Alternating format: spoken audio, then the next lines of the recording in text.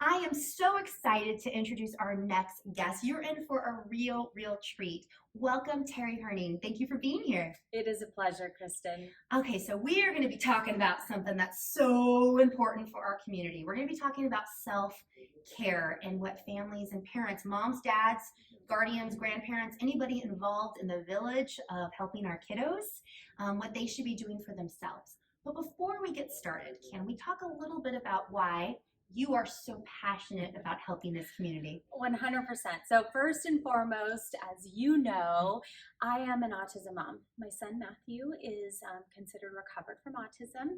You and I go back a long way. Yes. Well over 10 years now. And as an autism mom, my first priority was to seek out and educate myself on all of the different things that I could to benefit my son. How many moms and dads are doing the exact same thing right now, right? Searching the internet, asking friends, coming together at conferences and forums to just really bring their child's health and wellness to the next level. And through that process, it sparked the passion in me to go on and get a doctorate in traditional naturopathy. It's different than a licensed naturopath. I am not a licensed naturopath. So I really seek to educate my clients on general ways to support their health and wellness. And like you mentioned, being an autism mom, I didn't always handle the stress of raising a child with autism in the best ways. We all cope with what we have at hand, with the information we have at hand, with where we are in our life. And so that's why I'm really passionate. When I work with a client, we work on mindset. We work on ways to support the mind, to optimize the body in all of the different modalities that you might be bringing in. And for autism parents, that goes double. Like, we have to be taking care of ourselves mentally and emotionally and with a correct mindset. And what that means for every person is different, right? Mm-hmm. What's going to resonate with you may not resonate with me. But those are the components that are really important to help skyrocket you're doing, right? If you're implementing a diet or you're implementing a supplement program, and these are tools that we can teach our children. That's really powerful as well. I brought it in for my own children who my son is 16, just turned 16. Wow, I can't believe that. All these kids, when we first started, we're so little, and to be able to watch them grow up and move through the world is pretty amazing.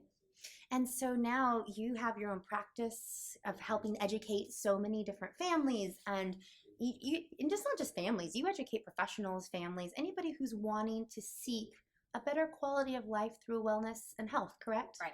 And so today we're going to talk about something that you and I off camera have talked about, and we get so excited about this because I feel like our kids really have taught and shown us the way. They really have. I used to think I was healthy before, and I really wasn't. I thought we were eating a well-balanced meal, foods, and I thought we were living what I would consider, a healthy lifestyle. And once you have a child with autism who has more than just autism, because if you're in certain subgroups, right, you have food allergies and, epilepsy and mitochondrial issues, and the list goes on and on.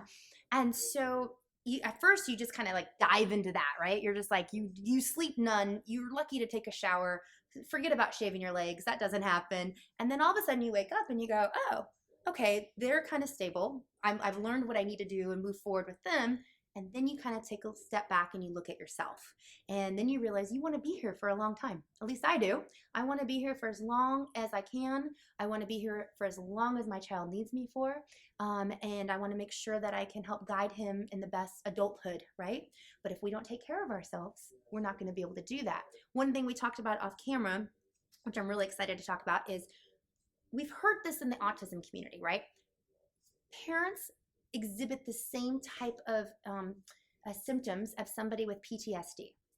And my therapist, actually, it was kind of brilliant. She said to me, she says, yeah, but the difference is somebody in the military went through boot camp. They kind of had an idea of what might happen when they went to war. Yet a parent with a child with a diagnosis of whether it be autism or something else that is, their child now needs help medically, right? We were never prepared for this. I mean, I wasn't. I was pregnant, thinking everything was great, and then all of a sudden my child stopped looking and talking, and all I was told was, "Here's a pamphlet. There's not much that can be done." And nobody helped me walk through any of this, right?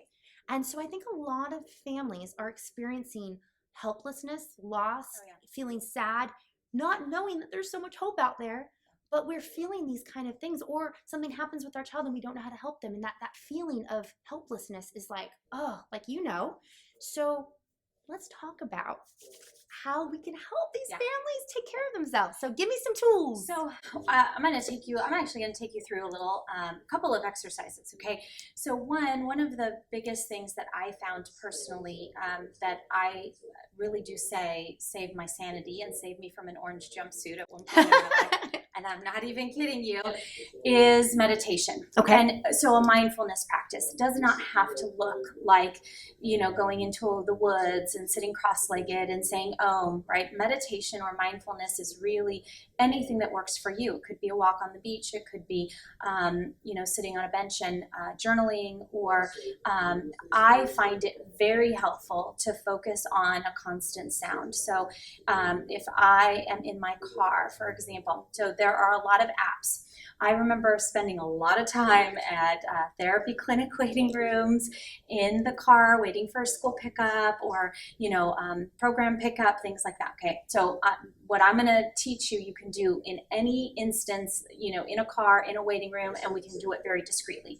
And now with the advent of phones and apps and earbuds, everybody can do this. There are some great apps out there that are free. Okay, and you can find one that really resonates with you. There are ones that have nature sounds. I like to focus on a constant sound. So I even have a white noise app on my phone for when I travel. I like to have white noise to cover up any weird sounds from neighbors and slamming doors and things like that. So a fan, an air conditioner, the sound of rain, right? You can play that and really just focus on the sound. You're gonna have your mind wander, that's okay. Bring it back to the sound, okay? And start out with 1 minute. Start out with 2 minutes. It doesn't have to be sitting, staying so focused, doing any sort of type of breathing. It's really whatever resonates with you. Just try and stretch out your time. If you can do 20 minutes in a day, and that doesn't have to be consecutive, it can be 5 minutes here and 5 minutes there. Just being able to kind of calm down the central nervous system, go inward a little bit, is going to make a huge amount of difference in your cortisol levels and your stress, right? And so there's a lot of research out there talking about the role of meditation in bringing down a lot of our hormones, right? Like our stress hormones. And that's really important. And so even if you can find an app that you like, or a white noise app, that are all free, and just start bringing in some form of mindfulness in your day. Gratitude. Focus on gratitude. Now, if you would have told me this in the midst of my son's recovery process, I may have had some really not nice words to say to you, right? Because there are some days where we're struggling to find even one thing we're grateful for. Our child has just smashed yet another device in our home, or a dish, or destroyed their room. There may be a lot of behaviors that we are really struggling to help support our child through in the midst of an autism journey. Right? So I really, I know how hard this is, but really coming up with even a few things that you're grateful for. The fact that you woke up that morning, the fact that you have a roof over your head, the fact that you have food in the refrigerator, anything, the fact that you have, a nice warm bed to lay in, okay? Focus on that gratitude, even the smallest improvement or gain. And this is really important because I remember getting so bogged down.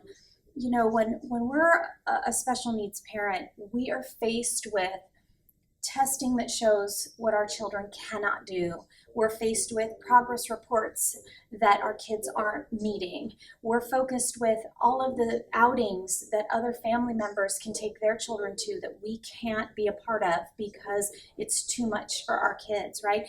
We spend a lot of our time focusing on deficits, where our child should be developmentally and where they're not, okay? So I think it's really critical to focus on those small victories, because when we add them up at the end of the day, they make a huge difference. And celebrate every single achievement, every glimpse of eye contact, every word that your child says.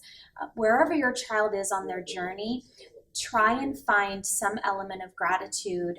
And I know some days it's much harder than others, but even just in your life in general, right? That you have a running car, like it can be super basic, it can be simple. Just change the wiring of your brain to focus on those things that are good and positive.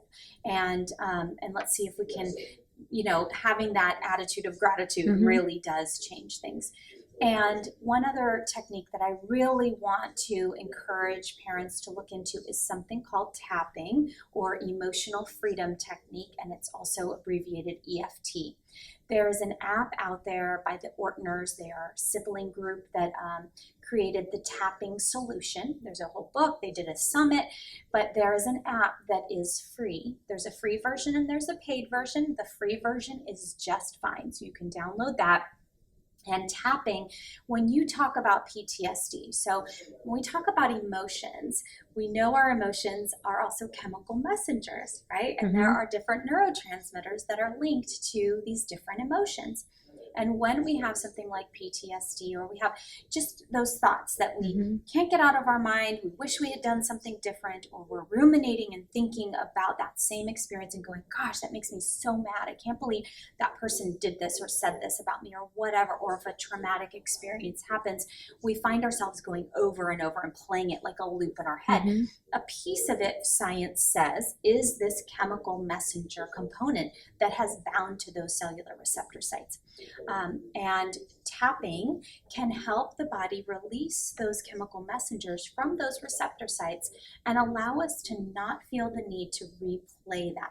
It just really takes a lot of the emphasis out of an experience, even a negative interaction with a person. You would be amazed at just how you're not triggered as much around certain people. Okay, so I want to just briefly kind of take you through the points of tapping. So when you download the app, they will also kind of go through this, and the app is neat because it lights up where you're supposed to tap. Oh, that's neat. It is. It's user friendly. It is, and this is a super. And what I'm telling you, you can do this anywhere. You can do this anywhere. Like I have tapped driving before, no joke.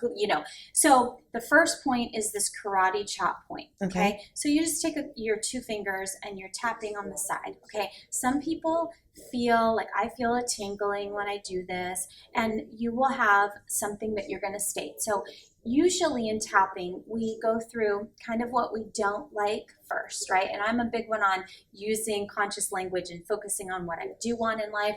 But here's where we're going to say, like, oh my gosh, things are never going to get better. I am never going to get, that job that I want.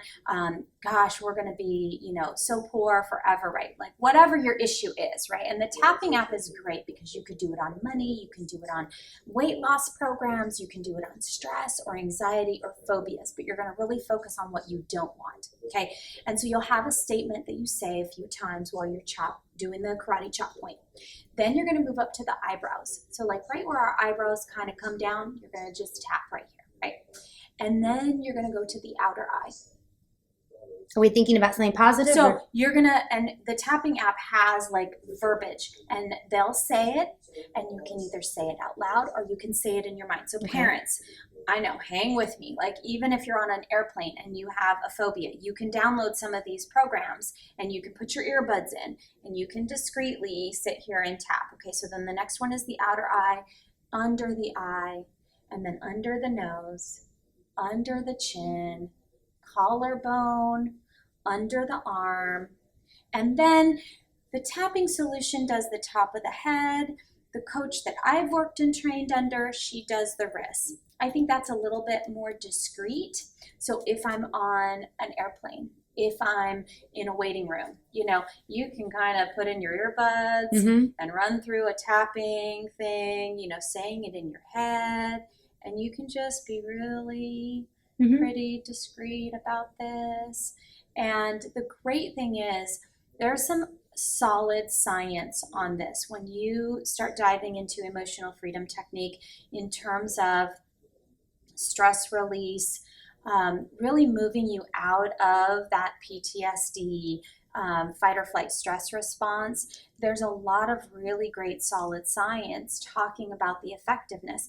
And what I like to do is really tell families, parents, individuals, there are some free resources out there, right? Like the Ortners that run the tapping solution, there are a lot of videos. You can go to YouTube and Google some of these things.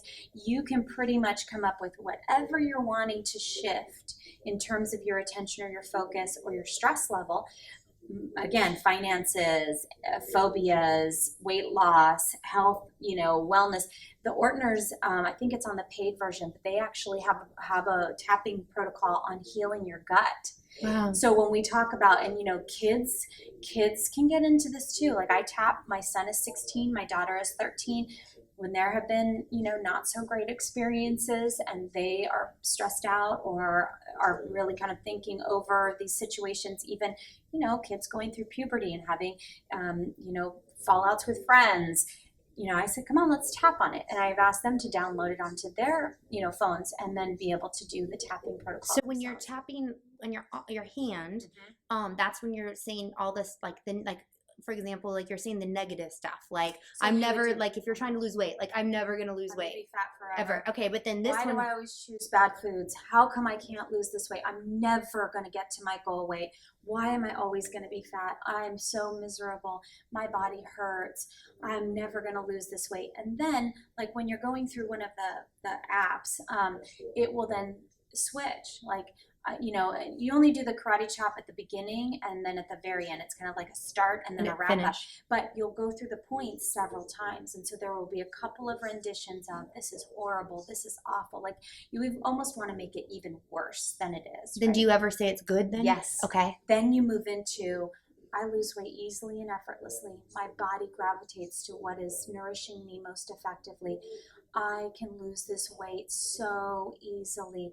My body feels so strong and healthy.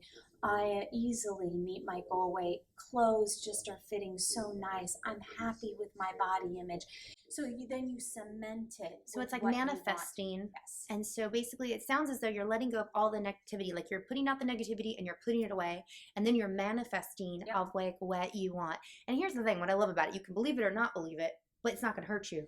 And like that's what I love about this kind of stuff, because my grandmother would always say, look for the silver lining. Like she would, and I remember we would even do this thing where like I'd get home from school sometimes and I'd say somebody was so mean to me or whatever. And she would say, write everything you feel sad about. And then I would write what I would feel sad about. And then she'd say, now tear it up and throw it away because now it's done. And then she would say, now I want you to think of the silver lining. Yeah. And it would be so hard for me to think of the silver lining because I would be upset, but I would always try to find something like, oh, I really liked my sandwich I ate. That was typically my silver lining. Like I liked my lunch. That was really good. Recess was cool. Yeah, like it was always like something like that, I remember. But, it always made me like happy afterwards. And it wasn't like where I was she didn't use the manifestation part. It was more like trying to get me focused, like almost refocusing me, and getting me to like stop feeling sad about something because I had to now think about something positive. But even as an adult now, like I don't write down the thing and throw that away, although I think that's still kind of fun. But I need to manifest more. I love that. But I try to always look at the silver lining. Like I always whatever the situation is, like, so it might be like, for example, like, oh gosh, I don't know what I'm going to do. My son's not doing well. This is happening or seizures. But then I'm like, but at least I have access to amazing doctors. Like there's always that like piece to it. And so I love that this could be like the next thing. Like I love that you're releasing all the and you're just putting in the good. And honestly, if you look at like Chinese medicine, like way back, they've been doing stuff and it's hilarious. Like I live in California and yoga has been like a very big thing here for quite some time. But sometimes I think that they think they invented it.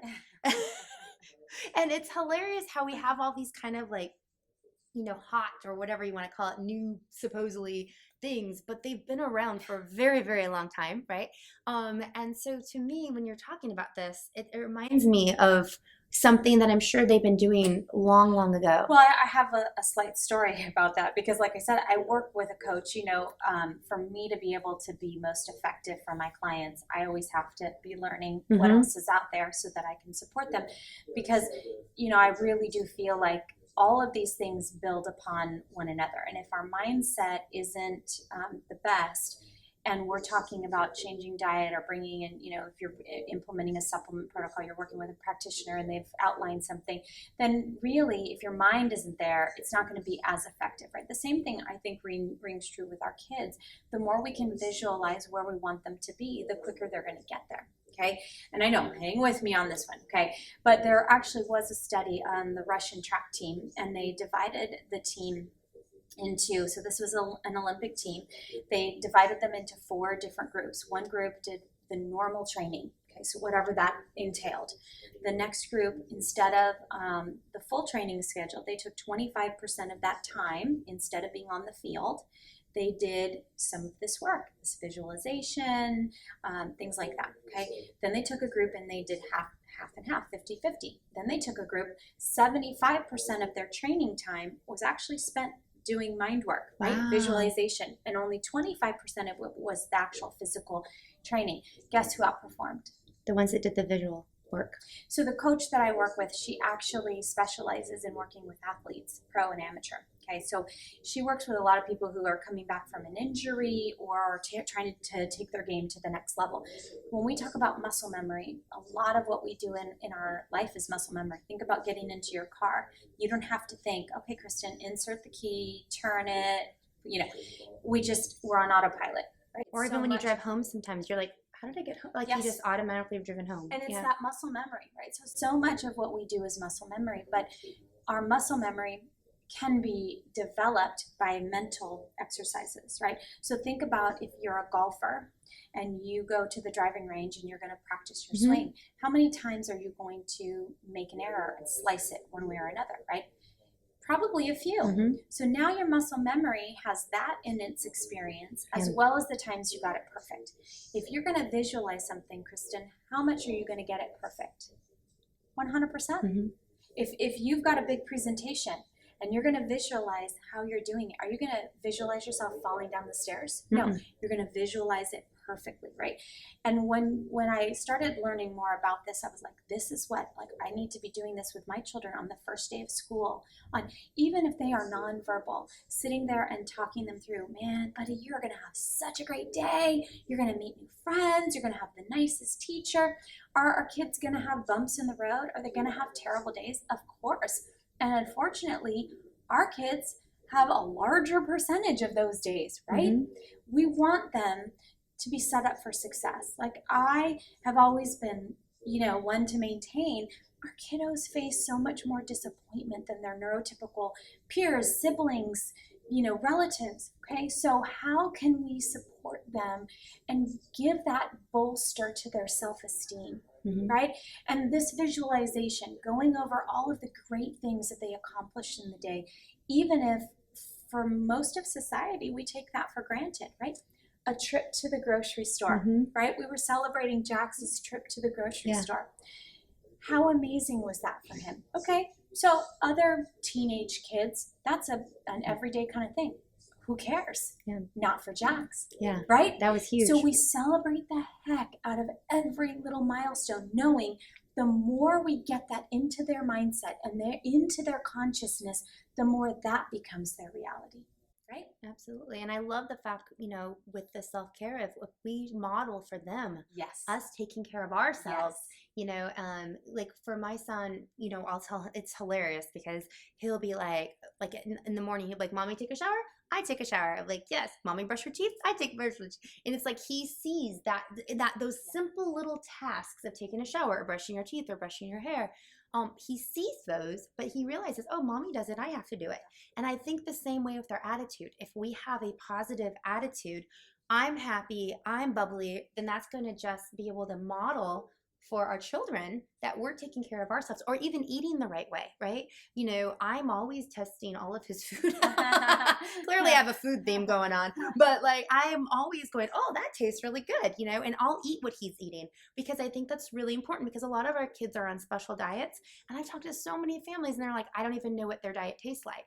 I can't even imagine that. Like, I want to be able to be involved and get excited when we find a new food that he can have, and I want us all to eat it as a family, because I think that's just so crucial. So I think going back to that self-care, we model for our kids, what really we're visualizing, that happy family, that healthy family. And it starts with us as the foundation and as the rock. You were talking about visualization, and it made me think of Jim Carrey was on Oprah, like, I don't even know how long ago, a long time ago.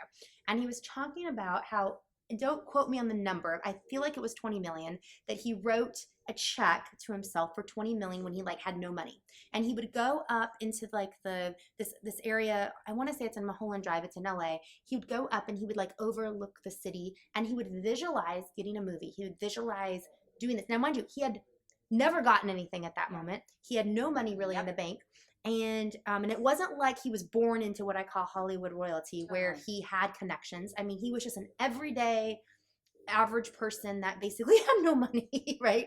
And he would visualize himself winning an award or getting on the set, and he wrote himself a check. And again, I think it was for 20 million, and he post dated the check. And when he got a movie where he got 20 million, it was actually on the date of that check. So, and if you listen to anybody, if you've ever seen The Secret or anything like that, if you listen to a lot of like the really very successful people, and I'm talking like the Oprahs of the world, right? That's what they do. They manifest and they visualize. So I think as parents with self-care, I'm constantly, telling myself, like, I visualize myself living to be 99 years old, but I don't want to be an unhealthy 99. I'm very specific with the universe. Right. I want to be playing tennis still, like doing, but yet you see people that could be 60. One person's 60, and there's going to be two people that are 60, but one person that's 60 looks like they're 90, and one person looks like they're 40. We need to start visualizing as self-care of, we want to be, which one do we want to be? We want to be the one that's healthy, and taking care of ourselves. And so I love that. I can't believe I feel like we could talk all day, because I have so much fun talking with you. Where can people find out about your practice? So you can find me on Facebook for sure. Our company is Real Food Mom, and so you can look us up there. And yeah, take care of yourselves. Like Kristen said, we have to really take care of ourselves, but also, focus on where you want your child to be. We spend a lot of time focusing on where they are, just because that's the life, we live, and that's what we're faced with. But spend some time each day visualizing where you want your child, where they're going to be. Because, 12 years ago, 15 years ago, we didn't have the stories, the recovery stories back then. We just had passionate moms who were not going to take, no for an answer, and have not stopped ever since, right? And that's only going to, like, this is a moving, momentum process where we're just going to gather steam and keep bringing people in and keep supporting one another until all of our kids have reached their full potential, because that's what it's about, optimizing their health and their wellness and maximizing their potential. And I think there are so many of us that have been around for a really long time that are completely dedicated to helping each other amongst this community. And that's another thing, reach out. Don't take on all this stress yourself. You have, like, we've joked about doing a virtual mom's night out, you know, and sometimes we're not near our besties, right?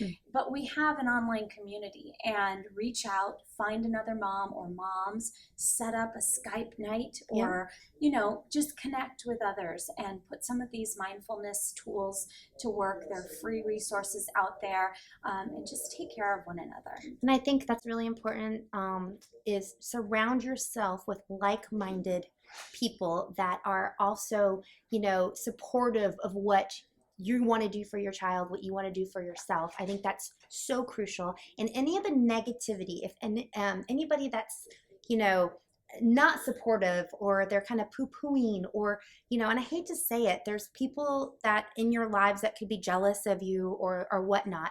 We need to just get rid of that toxicity. It's kind of how you're talking about the tapping, how you're emptying out all the negativity that way.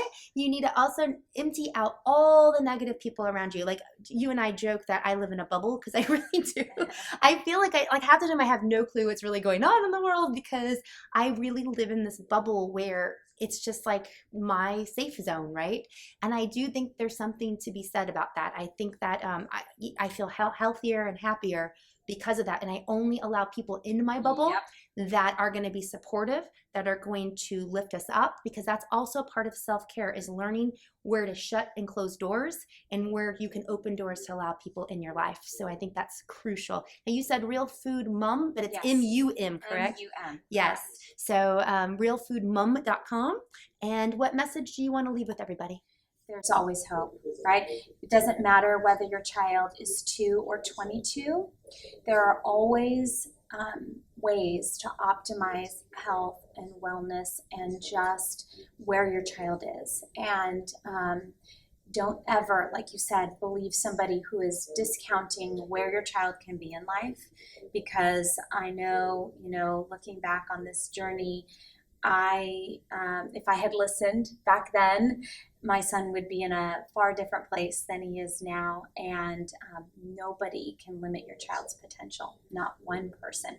And if they are, or they don't believe you or don't support you, then it's time to leave them in the dust. And that goes for teachers, therapists, doctors, practitioners, everybody. You just stay true to your mission and surround yourself with the support staff that's out there, which is other autism moms. I love it. Well, thank you so much for being here. And thank you for everybody that's watching. Until next time. Bye, guys.